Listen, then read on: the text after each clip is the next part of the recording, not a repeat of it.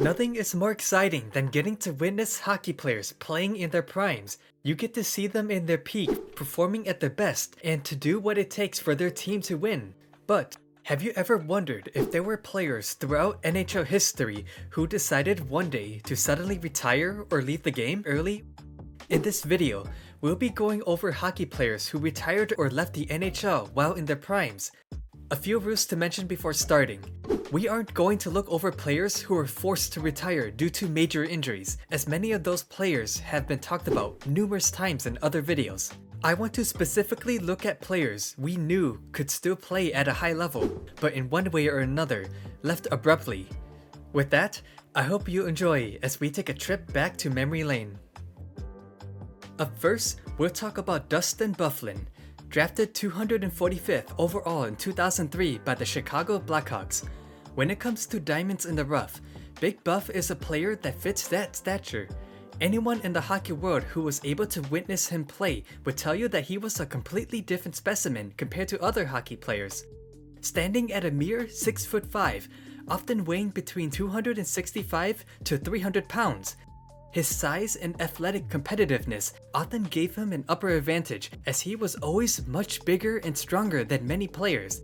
A solid example can be shown when he single-handedly managed to drag two Vegas Golden Knights players during a scramble. Not only was he just a big player, but he was a player who played a punishing style of hockey, never afraid to give big hits or get involved in fights.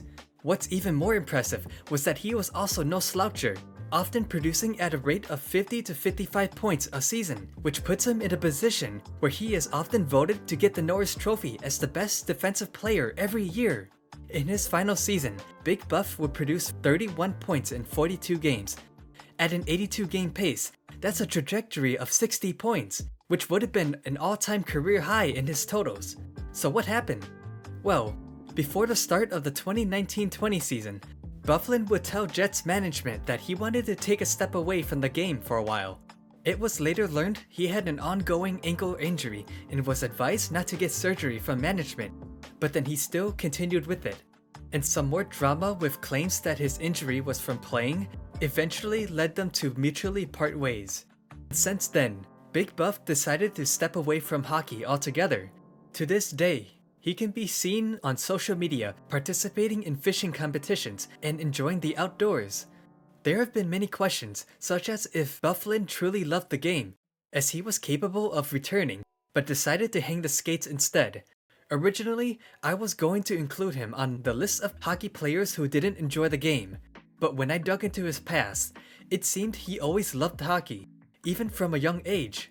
He was already proven to be a solid player, playing 14 seasons in the NHL, winning 1 Stanley Cup, and playing over 800 games in the NHL. I definitely believe he did enjoy playing, but as he got older, he wanted to pursue other passions. It's unfortunate we couldn't watch him play longer, as he was a fan favorite from many hockey fans, including myself. Next, we'll talk about Alexander Radulov. He is an example of a player who played their entire prime years in another league, selected 15th overall in 2004 by the Nashville Predators. Before the draft, he was touted to be as high as a top 5 pick, but fell all the way down to 15. The reason came down to what was called the Russian factor. Young players drafted in Russia tended to stay in their country a while longer before they would transition to North America. We saw this with Matvei Michkov in the 2023 draft, where he was touted to be as high as a 2nd overall pick, but then fell down to the 7th selection. Radulov would come to North America as he began in the junior leagues, putting up outstanding numbers, then made his debut in 2006 in the NHL, where he would be a stud. During his first 2 years in the league, he would progress at a steady pace, as he was projected to be a major scorer and was good on both ends on the ice. But before the start of the following season, he would take off to play in the newly formed professional hockey league in Russia called the KHL. But why? Knowing that he could thrive in the NHL, why would he want to leave? Well, the KHL was competing to become one of the top leagues. Wanting to get talented players over would help show the league was legit. The KHL would offer him a long-term contract that would pay him nearly $9 million US, compared to his underwhelming $890,000. Given the fact that he would make nearly 10 times his current salary and on top of returning back to his home country, I can definitely see why he would want to return to Russia. His time in the KHL would turn him into a superstar, as he was often the leading point scorer in the league. He would eventually return to the NHL, not only once, but twice. Even though he was considered a little bit older, he was still a productive player when he played, scoring 2 72-point seasons. Now imagine if he actually stuck around during his prime years, as he would only produce 368 points in 524 games. Since 2022, he has returned to Russia to play back in the KHL. Up next, we have what I have to say is one of the most underrated players to play in the late 90s and early 2000s, Ziggy Palffy, or known as Ziggy. First off, awesome name. Drafted 26 overall by the New York Islanders in the 1991 draft, he wouldn't make his debut until the 93-94 season. When you look up his statistics, you'll notice that he was a prominent point producer, as in his peak, he would produce at above a point per game, scoring 3 40-plus goal seasons, and was often ranked within the top 20 point scorers of the entirety of his career. After playing 12 years in the NHL, he would abruptly retire in the middle of the 05-06 season due to a nagging shoulder injury. Now, I did mention I wouldn't include injuries as a factor of retirement, but the thing was, Palffy would return to hockey 1 year later, playing back in his home country, where he continued to play up until 2013. In the NHL, he would produce 713 points in 684 games. It was not like he was regressing either, as he would still produce at a point per game level when he abruptly retired. So why is he often forgotten in hockey circles when talking about some of the greatest players in the 90s and early 2000s? He was a victim of unfortunate circumstances. You'd be hard-pressed to find a better career that nobody really noticed. His career spans from the entirety of the dead puck era. It didn't help that he played on teams that were pretty irrelevant at the time, with little exposure and marketing.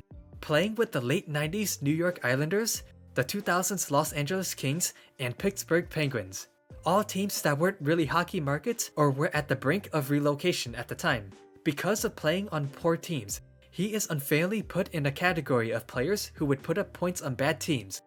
Here's some quick hockey trivia that you might find interesting about Palffy.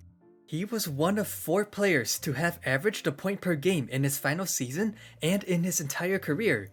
He also played an important role in Penguins history, as he would assist on Mario Lemieux's last goal while also assisting on Sidney Crosby's first goal, literally and quite figuratively contributing to 2 goals of the most important players in franchise history. The final player we'll take a look at is a player named Hakan Loob. Okay, seriously, what's up with these awesome names? Many people may have forgotten that he was once a rising star for the Calgary Flames during the mid-1980s. Drafted in the 9th round, 181st overall, the Swedish phenom really was a diamond in the rough for the Calgary Flames, as every year would see an increase in his production, with an all-time career high of 50 goals and 106 points, followed by an 85-point season. But in a shocking turn of events, Hakan Loob would decide to leave the NHL. What? In just 6 seasons, he would produce 429 points in 450 NHL games. To break down what led to his decision, it was made well known that Loob wanted to return home, as he wanted to raise his family back in his home country. Ironically, in his final year in the league, he would also win the Stanley Cup, scoring 17 points, placing him 5th in Flames scoring in the playoffs. Some fun hockey trivia is that he is the only Swede to put up 50 goals in a season. Once he returned home, he would continue playing hockey in Sweden. Despite playing his prime years in the NHL, he still holds many records in the Swedish Hockey League, having records for most goals and points in a season.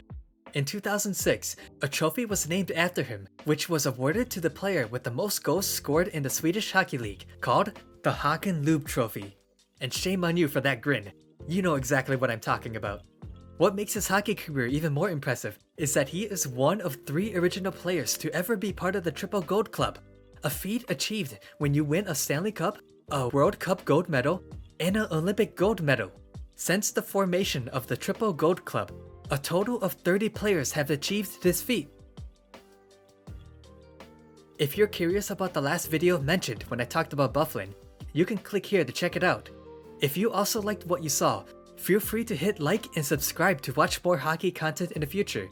We just recently hit 1,000 subscribers, and I can't thank everyone enough for sticking around and giving my videos a watch. I am truly grateful to get to share hockey trivia and hockey history with all of you. I hope to see you again next time.